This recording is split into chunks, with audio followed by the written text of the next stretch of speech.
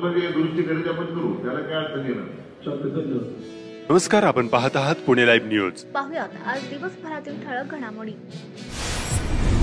सोने उजळून देण्याच्या बहाण्याने हातात घेतलेले सुमारे 1.5 तोळे सोन्याची चैन अज्ञात 2 भामट्यांनी हातोहात लंपास केल्याची घटना राजगुरुनगर शहरामध्ये घडली आहे. चोरीच्या नव्या फंड्याने शहरात खळबळ उडाली आहे. शहरातील ब्राह्मणाळी या ठिकाणी रविवार दिनांक 2 फेब्रुवारी रोजी दुपारी 1:30च्या सुमारास 2 भामट्यांनी शरद दत्तात्रय दीक्षित वयवर्ष 77 राहणार ब्राह्मणाळी तालुका खेड यांच्या घरी जाऊन भांडी चांगली पॉलिश करून देऊन विश्वास संपादन केला. तसेच तुमच्याकडे सोन्याचे काही दागिने असतील तर ते पण उजळून देतो असे म्हणून गळ घातली. गळ्यातील 1.5 तोळ्याची चैन या दीक्षित यांनी या भामट्यांना हातात दिले. यावेळी घरातील महिलेला एका पातेल्यामध्ये पाणी टाकून देण्याची विनंती केली. चैन त्या पातेल्यात टाकण्याच्या वेळेस हातचलाकी करत चैन स्वतःच्या खिशात टाकली. पाणी असलेले पातेले गॅसवर ठेवून गरम पाण्यात चैन टाकली असे भासवले. पाणी थंड झाल्यावर सोन्याची चैन काढा असे सांगून हे भामटे बाहेर पडले आणि पसार झाले. खेड तालुक्यातील राजगुरुनगर येथील 21 वर्षीय तरुण मेट्रो स्थानकावरून खाली पडला. याच वेळात रस्त्यावरून जाणाऱ्या एका वाहनाने त्याला चिरडल्याने त्याचा मृत्यू झाला. सुजल संजय मणकर वयवर्ष 21 राहणार राजगुरुनगर असे मृत्यू झालेल्या तरुणाचे नाव आहे. सुजल मणकर हा DY पाटील महाविद्यालयात BCS मधील शेवटच्या वर्षात शिक्षण घेत होता. सुजल याने पिंपरी येथील संत तुकाराम नगर मेट्रो स्थानकावर प्लॅटफॉर्मवर प्रवेश केला.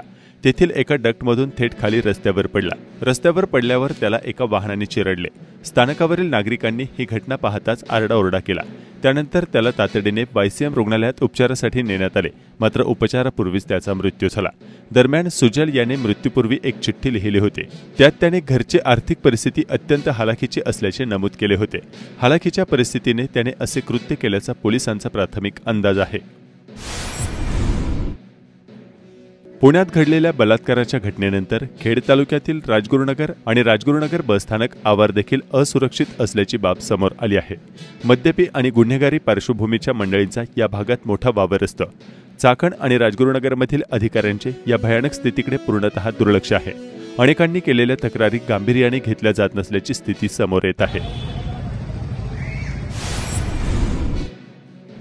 श्री संत ज्ञानेश्वर महाराज सप्तशतकोत्तर सुवर्ण जन्मोत्सव वर्ष 750वे या निमित्तानं ओळख श्री ज्ञानेश्वरीचे या पुस्तक प्रकाशन सोहळ्याला मंत्री उदय सामंत यांनी आळंदीमध्ये रविवारी हजेरी लावली. जळगावमध्ये क्रीडा राज्यमंत्री रक्षा खडसे यांच्या मुलीसह अन्य काही मुलींची छेड काढल्याचे प्रकरण नुकतेच समोर आले आहे. या प्रकरणानंतर मंत्री उदय सामंत यांनी छेडछाडीचे प्रकरण असल्यास पोलिसांनी आरोपींवर कडक कारवाई करावी.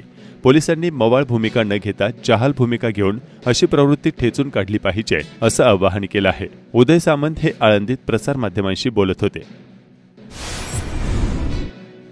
खेडच्या पश्चिम आदिवासी भागात भरपूर पाऊस पडूनही या भागात फेब्रुवारी ते जून या काळात पाणी टंचाईला सामोरे जावे लागते. शासन दरबारी मंजूर बंधाऱ्यासाठी प्रयत्न करून देखील ते होऊ शकले नाहीत. मागील काळात पावसाचे प्रमाण थोडे जास्त होते, परंतु दिवसेंदिवस पावसाचे प्रमाण कमी झाल्याने शेती आणि पिण्याच्या पाण्याचा प्रश्न निर्माण होत आहे. यासाठी भीमा नदीवर कोल्हापूर पद्धतीने बंधारे होणे अत्यंत गरजेचे आहे. खेड तालुक्याच्या पश्चिम भागात भूमिगत बंधारे केवळ कागदावरच आहेत.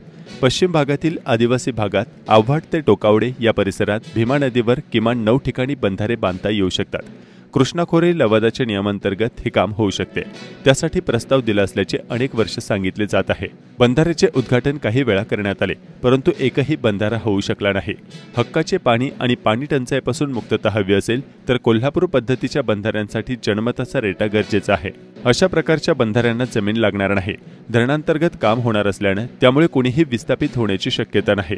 आजवरच्या काळात मात्र यासाठी राजकीय इच्छाशक्ती मिळाली नसल्याचे वास्तव आहे. श्री क्षेत्र भीमाशंकर हे 12 ज्योतिर्लिंगापैकी 6वे ज्योतिर्लिंग तसेच सह्याद्री पर्वतरांगातील उंच शिखरावर चोहोबाजूंनी पसरलेले घनदाट असलेले अभयारण्य आहे. खेड तालुक्याच्या पश्चिम भागाला येथे मोठी वनसंपदा लाभलेली आहे. हे अभयारण्य राज्य प्राणी शेकरूसाठी प्रसिद्ध आहे. त्याच्यासोबतच या अभयारण्यात बिबटे, रानडुक्कर, सांबर, भेकर, पिसोरी हरिण, वानर, साळींदर हे वन्य प्राणी आढळतात. पक्ष्यांमध्ये वैविध्य असून घनदाट जंगलात राहणारे आणि माळरानांवरचे असे सुमारे 130 प्रकारचे पक्षी येथे आढळतात. यात शिकारी पक्ष्यांचाही समावेश आहे. फुलपाखरांमध्येही अनेक प्रकार असून ब्लू मॉर्मॉन हे राज्य फुलपाखरू येथे मुक्तपणे बागडताना दिसते. राज्य शासनाने येथील पर्यटनाला चालना देण्यासाठी विशेष मदत करण्याची गरज आहे.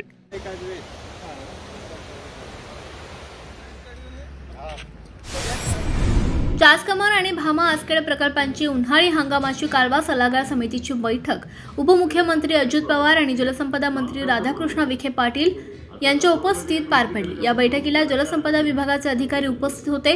या बैठकीत चासकमान कालव्याचे पाणी टेल भागात पुरेशा दाबाने आणि लवकर जात नसल्याचं निदर्शनास आणून दिलंय। तसंच खेड तालुक्यात कालव्यातून होणारी मोठ्या प्रमाणात गळती आणि उपसा यामुळे आवर्तन लांबतंय। त्यामुळे अस्तरीकरण लवकर करण्याची मागणी आमदार बाबाजी काळे यांनी केली आहे। त्यास उपमुख्यमंत्री आणि जलसंपदा मंत्री यांनी दुजोरा दिलाय। तसंच काम बंद असलेल्या प्रकल्पाचा निधी चासकमान प्रकल्पास देण्याचं आणि तातडीनं अस्तरीकरण पूर्ण करण्याचे निर्देश दिले। भामा आसखेड प्रकल्पाचं पाणी हे बिगर सिंचनासाठी राखीव झाले। त्यामुळे धरणाच्या खाली असलेल्या भामा आणि भीमा नदीवरील कोल्हापूर पद्धतीच्या बंधाऱ्याची दुरुस्ती करणं आवश्यक असल्याचं निदर्शनास आणून दिलंय। त्यावर सदर दुरुस्ती तात्काळ करून घेण्याचे निर्देश उपमुख्यमंत्री आणि जलसंपदा मंत्री यांनी उपस्थित अधिकाऱ्यांना दिले। की ते बंधारे आता दुरुस्त होणं गरजेचं आहे, कारण 1-2 नाही बंधारे दुरुस्त लगेच करू आपण, की लॉंग टर्मचं बोलतोय। आता ताबडतोब दुरुस्ती करायची आपण करू, त्याला काय अडचण येणार।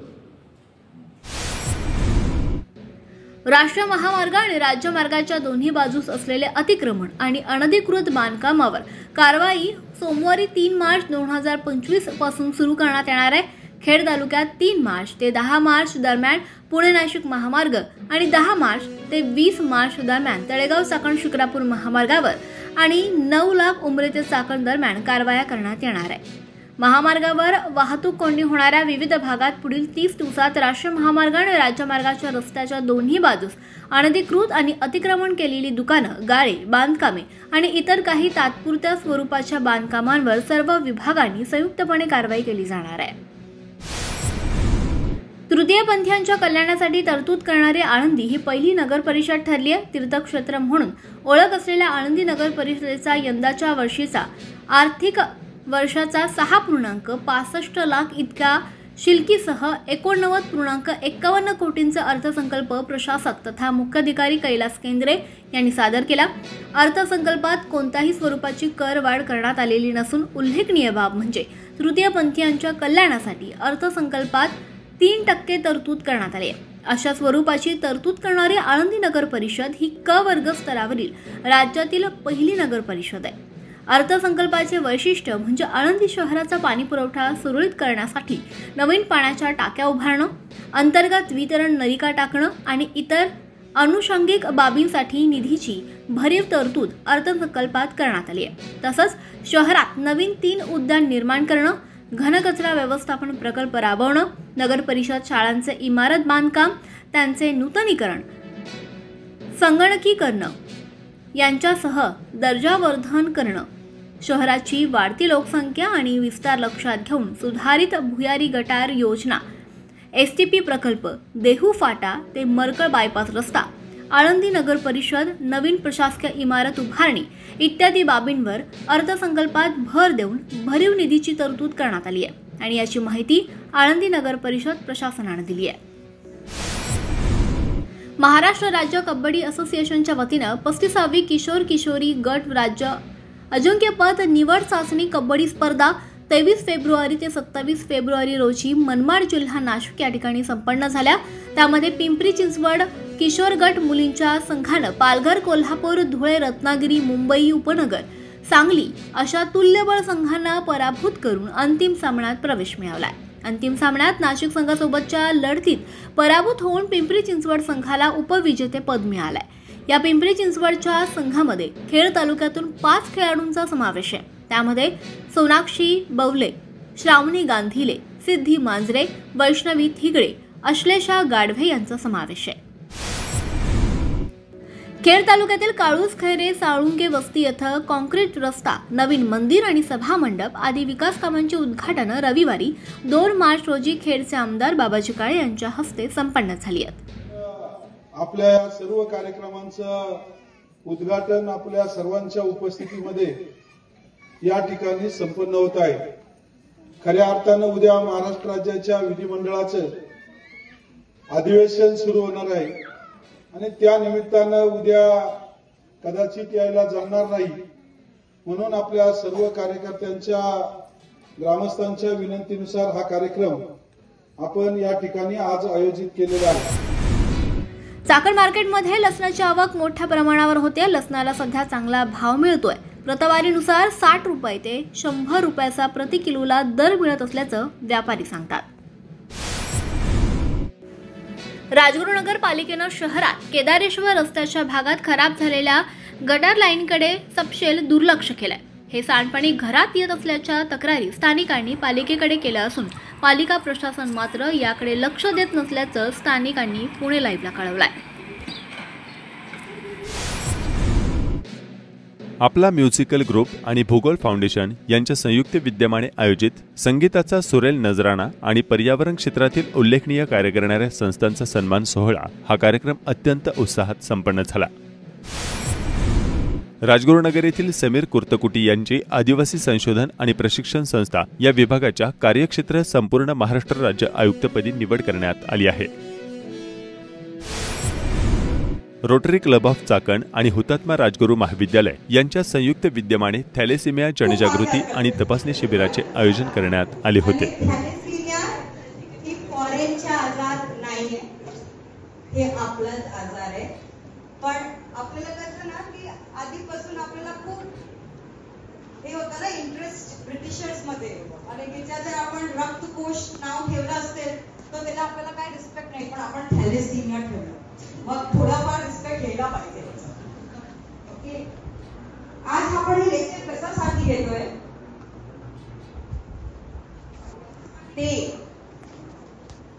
कारण काय, तुम्हाला कशाला बसवलेले आहे, तुम्हाला होऊ शकतो हे आजार। Has become thalassaemia capital of the world, म्हणजे सगळ्यात जास्त थॅलेसिमियाचे केसेस आपल्या देशात आहेत आणि सगळ्यात जास्त देश नाशिकमध्ये आयोजित federation of India taekwondo martial art senior चॅम्पियनशिपमध्ये सायगाव तालुका खेड येथील आकांक्षा मारुती बोरकर हिने सिल्वर मेडल मिळवले आहे। या स्पर्धेत देशभरातील उत्कृष्ट खेळाडूंनी भाग घेतला होता।